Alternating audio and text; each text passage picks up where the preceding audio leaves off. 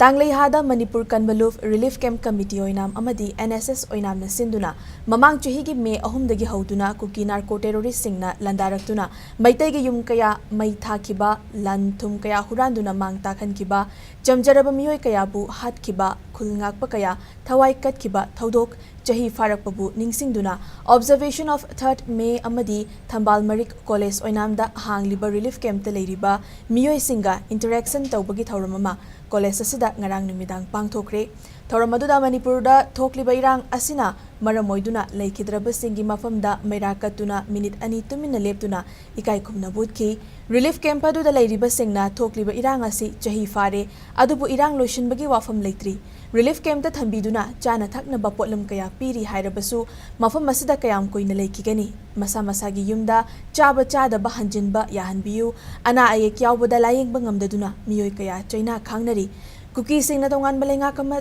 tangi hairagasu Manipur amadi India Leingakta tangi di haidraga lanjadraba maitai miyamda onsilaga hatpa tukpa chathaduna lan tawribasi karigino haina fongdoknarakhi matam sangna koi sahi ma phare aduna koi ware hingbada ware dirikenda pusi ka pikam nakre mai der na khambira budi mam lewa pasa padu khambira budi adu akui rike masa koi aya na lai kiduna ba akui mangja su ai isa do kitangi lai la su dang tambang ngamgadra hadra koi se kamai toro ka isa su singje imana ba tanu da ngambang ngamgadra hadra koi khajabani la chela ki matam isa sin ipuroi ba yemo akui me am sa nasil ni na ba phau to ngamma sa na la ki ni to ngasi sai yemo pare